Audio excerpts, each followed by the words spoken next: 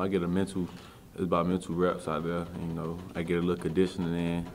And, with this hamstring, it's all about resting it. Taking proper care of it. So that's what the coaches in Jimbo, and the trainers doing. So they just rested me and taking proper care of it.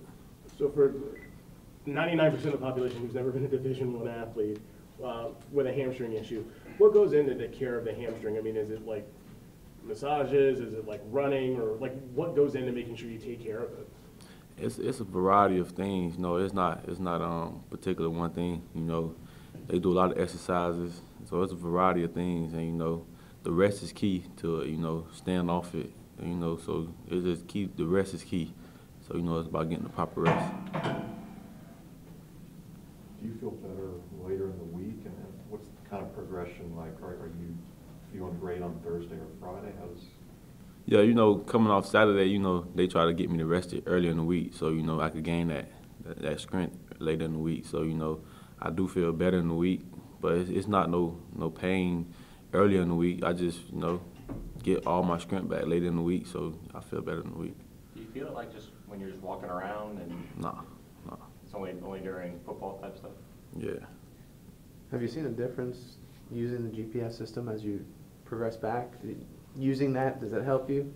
Yeah, we used it over the summer, to help track what we was doing, our speeds and stuff like that. So that's what they do. They just track all my speeds and see how fast I'm going. Do I progress during the week? So that's what they monitor with.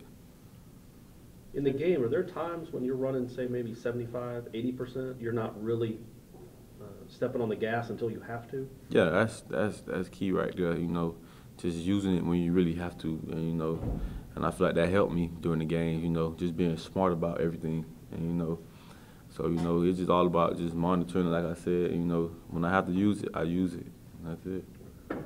Is it tough to kind of have that mindset, just given that you're used to, I'm sure, always trying to go 100% all the time? Is it weird to kind of have to tone it down sometimes?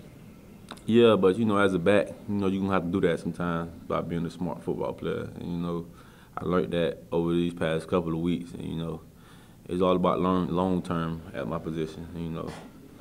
And I'm key to the team. And they're gonna need me down the long run. So it's all about being honest with Coach Fisher and stuff like that. Have you had these kind of hamstring issues in the past? I never had a hamstring problem. Never.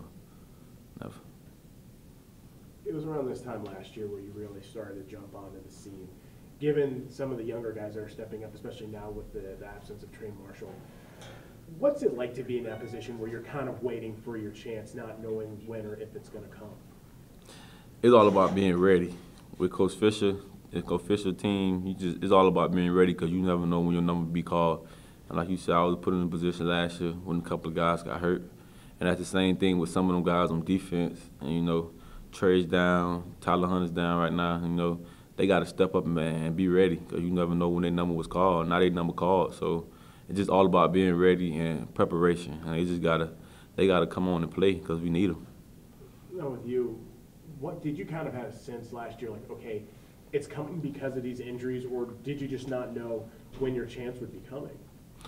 I just figured like if I kept doing the right thing, practicing well, and becoming a better practice player, and the field, I can't be denied of the field. My time will come, and Coach Fisher seen that, and I was getting better on the practice field, which where it starts at with Coach Fisher, and I got my opportunity and I took advantage of it. With the turnovers this season actually being absent, what have you and Everett kind of done to limit those things and put your team in the best position possible? With Everett, it's all about game management with him. And last year, he had some turnover problems. He fixed it this year. And that was his main goal. And he refocused himself, and he ready to play now. And I feel like it's just all about game management with him. And he just try to limit things and make the best decisions. And right now, he's making the best decisions for the team. And how about yourself too? I know you had some fumbles last season as well. I mean, what have you done to improve that? Over the off season, I just went back in the lab and I just worked. And Coach Graham, he's one of the best running back coaches that I've been around. He helped me with that. A lot of film study. The proper way to carry the ball.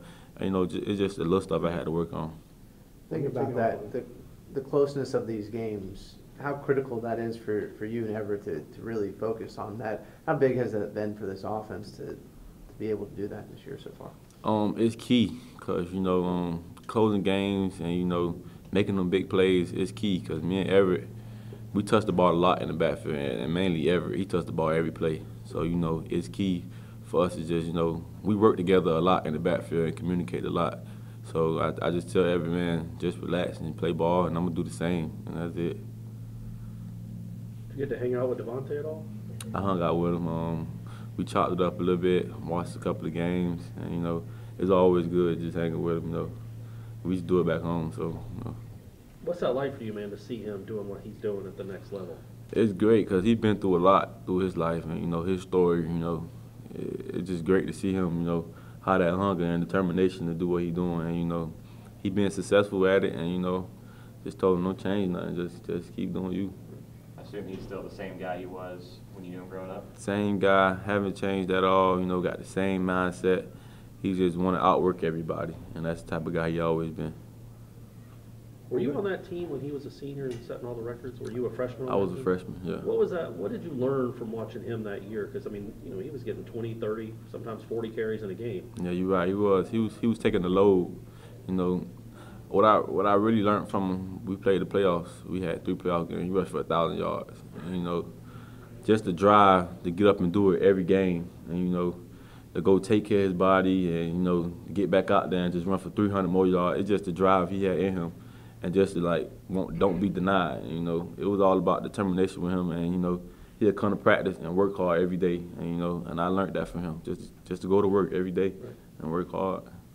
And that's a big deal. I doubt he, like, took you under his wing and said, hey, man, you got to work hard every day as a freshman, but you saw that example? Yeah, do you think that? me and Joe, we learned from him, and, you know, we picked them habits up, and we started doing them same things when he left, and, you know, just picking up from him. You know, when you're hanging out with him now, you guys are in a different, you know, place in both of your lives. You know, what's it like now sitting back and realizing where you guys are now from where you were? Our position coach, Coach Teddy Lockett, he at Oregon State now. He always tell us, man, if we do all the right things and just continue to work hard, everything could show and it'll pay off. And, you know, now I'm at a big university, and he in the NFL living his dream. So, you know, we listen to him, and now everything is paying off.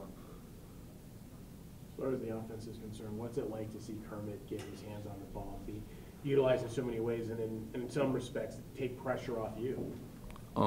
With Kermit, man, he an exciting player. He one of the fastest football players in college. You know, you give him the ball, it's just exciting to watch. And, you know, with me, I just like seeing him run. That's it. For me, it's no pressure thing. I just like to see all of them get the ball and just like to see them do their thing, and that's it. And Kermit right now, he's showing everybody he that big play guy.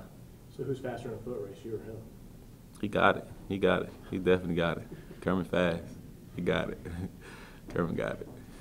How have you seen the offensive line develop from, like, fall camp to now?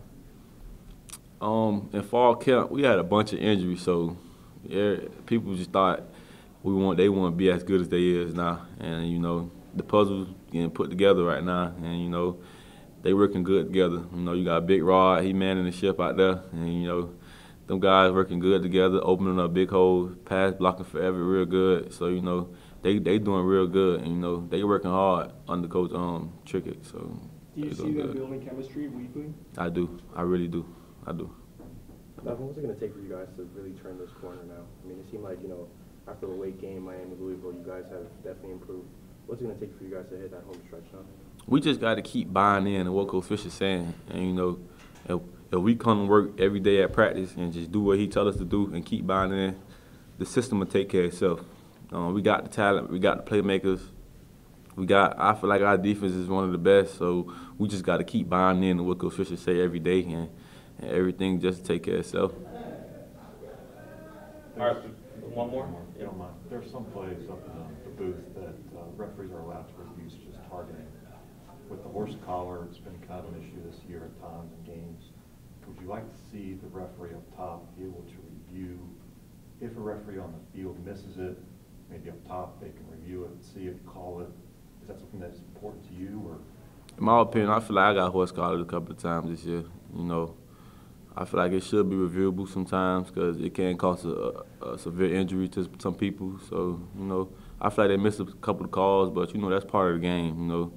but sometimes it should be reviewable because it can cause a injury to people. So sometimes it should be reviewable.